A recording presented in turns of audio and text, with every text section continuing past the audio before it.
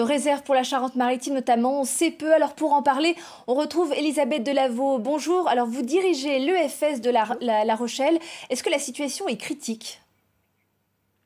La situation est difficile, comme vous l'avez dit dans votre reportage. Effectivement, nous avons à peine réussi à maintenir les objectifs qui nous étaient fixés la semaine dernière. Donc maintenant, il va falloir que nos donneurs et éventuellement de nouveaux donneurs se mobilisent pour que nous arrivions à effectivement avoir des bons stocks pour tenir tout le mois de janvier. Alors la diminution des dons en décembre est un problème récurrent finalement. Alors vous avez fait une campagne de mobilisation à la mi-décembre et visiblement cela n'a pas marché. Pourquoi ?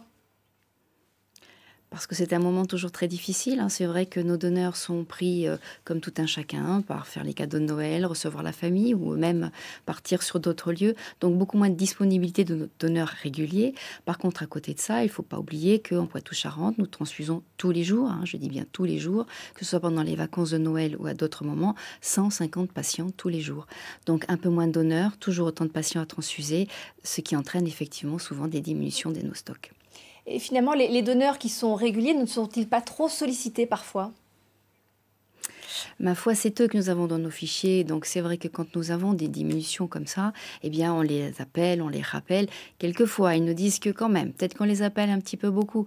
Donc ce qui est important dans ces moments-là, c'est déjà que ceux qui avaient prévu de venir donner dans les semaines à venir viennent maintenant, et que tous ceux qui jusqu'à maintenant n'ont jamais osé sauter le pas, mais ils pensent eh bien qu'ils viennent nous voir, c'est le moment. Les virus tels que la grippe et les gastro sont aussi un frein, en tout cas, ont un impact sur les dons ? Effectivement, on ne peut pas donner quand on a une maladie infectieuse, quelle qu'elle soit. Comme vous le savez, la grippe est en train de monter en puissance. Les gastroentérologies, les gastroentérites, ça c'est effectivement une maladie de saison. Donc ça empêche nos donneurs réguliers de pouvoir donner. Donc moins de donneurs et moins de dons. Et vous parliez des besoins. Qui est-ce qui en a le plus besoin au moment des fêtes ? Ce sont les accidents qui provoquent ça en général ?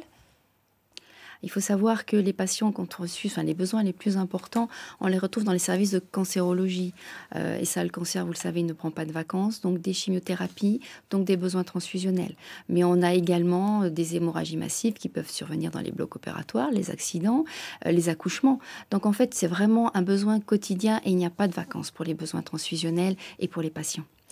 Merci Elisabeth Delaveau d'avoir répondu à notre invitation. Donc objectif 2018, on l'a bien compris, trouver de nouveaux donneurs. Et je rappelle que l'EFS vient de relancer une campagne d'alerte à propos des stocks qui sont bas en ce début d'année.